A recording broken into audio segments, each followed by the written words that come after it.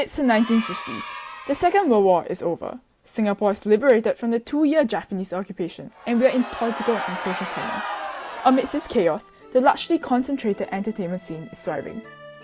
Ask just about any Singaporean, and you'll find that they do not know much about the thriving entertainment scene of Singapore's past. Won't you want to know more about this interesting but largely untalked about part of Singapore's history? Right then, let us bring you through the entertainment scene in Singapore. An integral part of Singapore's entertainment scene was its amusement parks.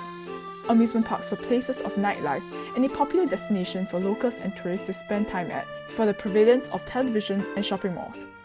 Combining a mix of Western and Eastern entertainment, including movies, cabaret, opera, and sporting matches, amusement parks ushered in a new concept of entertainment.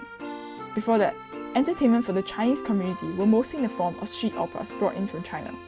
In amusement parks, however, people had to pay tickets for a large-scale audience opera. The rise in amusement parks marked the beginning of commercialization in Singapore. The people who make their way to amusement parks after a long and tiring day of work cannot wait to catch a Khmer Thai session or a dancing session at one of the many cabarets in Happy World.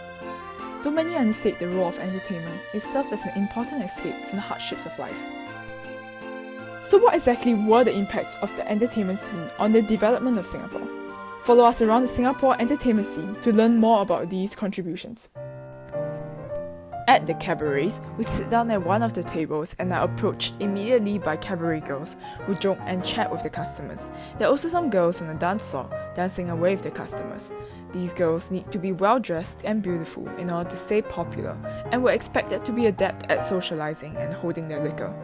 Each woman also had to learn a variety of dance steps, from the Malay ronggeng to the Western foxtrot and cha-cha, which they studied by watching the movies of iconic American dancers such as Fred Astaire and Ginger Rogers. A popular dancer could earn $1,000 a month, almost 4 times what a woman could earn as a senior clerk at that time. But the work was exhausting and often dangerous. They had to learn the tricks of the trade fast in order to survive in a cabaret. For example, they were careful with and wary of customers because of the trouble they could get from the customer or their spouse, as well as learning to throw up every 30 minutes in order to avoid getting drunk. A former visitor of the cabaret remarked that the girls were fairly well educated. Most of the local girls spoke very good English and completed their school, and some of them eventually married off very well indeed. I'm talking about both the Chinese and Eurasian girls. It was a hard life, for the reasons they had to provide for all sorts of clients, of people. One widely popular and famous cabaret dancer is Rose Chan. She was an accomplished dancer, receiving runner-up in the All-Women's Ballroom Dancing Championships in Singapore in 1949, and danced at as many as 5 cabarets at a time. She was also a well-known beauty as she finished runner-up in the Miss Singapore Beauty Contest the following year. Chan became extremely famous after a wardrobe malfunction while touring with a dance company in Ipoh.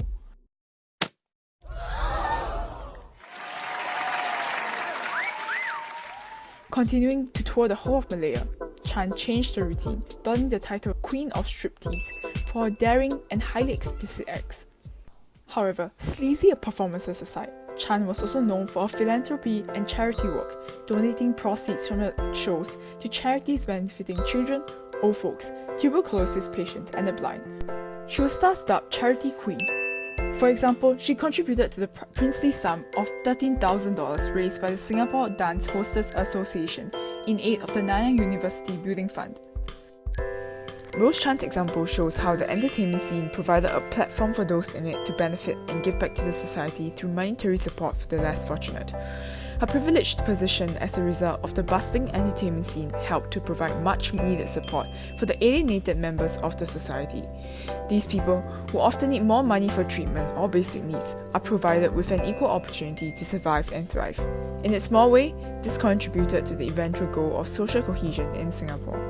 Her contributions to education also played its role in the development of Singapore's education system. Before the opening of Nanyang University, students graduating from Chinese high schools in Malaya mostly had to go to China for tertiary education.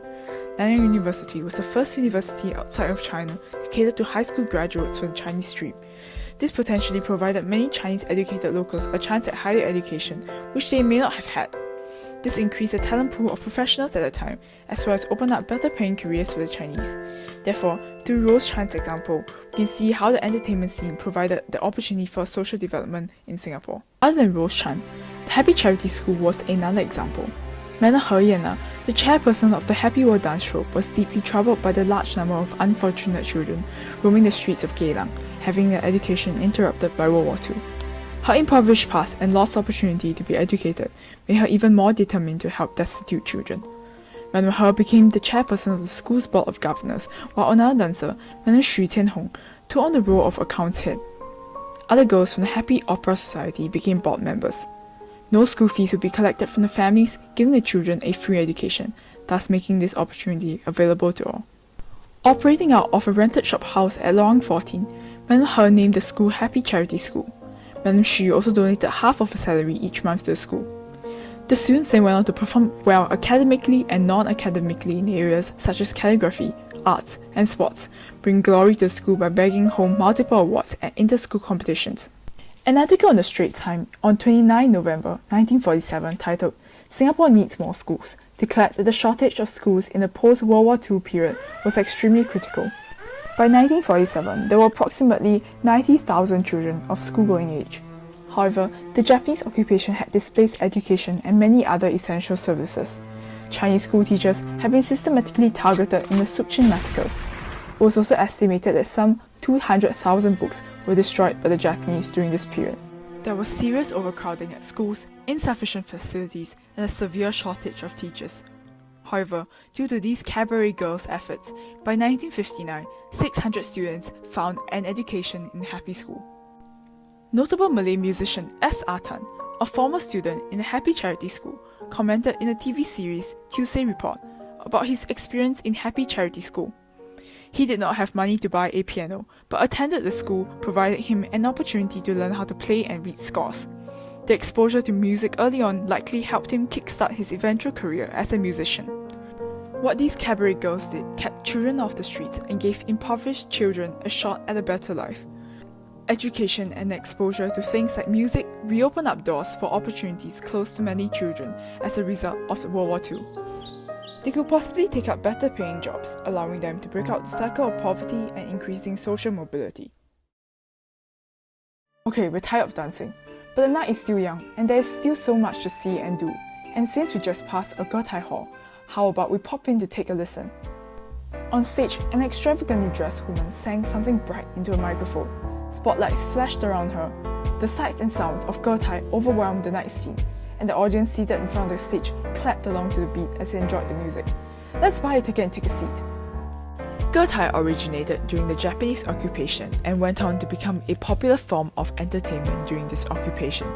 Even in the 1950s, after World War II officially ended, the popularity of Getai remained strong due to a booming economy as a result of the rubber business the Korean War provided.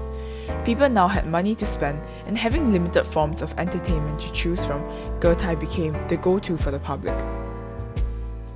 The growth of the Getai scene brought together common folks in Singapore and performers in the Getai halls. From this encounter began a mutually beneficial exchange. The Getai served as a source of entertainment from the locals. In 1950, with the outbreak of the Korean War, the value of rubber rose sharply, helping the Singapore economy to flourish and common folk became richer. However, during that time, televisions were not prevalent and there were not many nighttime entertainment options. As a result, the best spot for ordinary people to go after work was the Getai. Likewise, adored by the locals, Getai performers and owners found a source of income in the Getai business. Back then, not many performers came from rich families. While some may say that they joined the scene out of interest, ultimately, providing for the families and giving back to the parents was always a prime consideration for the Getai performers.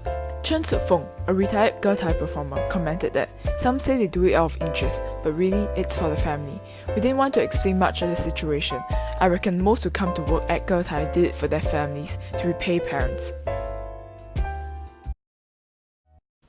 Phew, that was a long night of excitement and fun. Many people are starting to head home to rest and prepare for a new day of work, but many still remain, fueling the vibrant nightlife. Though their working lives may tire them out, they know where to seek respite. Today, Singapore's entertainment scene may be overshadowed by foreign entertainment such as Hollywood films and the Korean wave, but let us not forget the contributions of local entertainment to Singapore. From enabling young children to encouraging our pioneers to forge ahead to where Singapore is today, let us embrace and not dismiss the importance of a local entertainment scene in contributing to the growth of Singapore.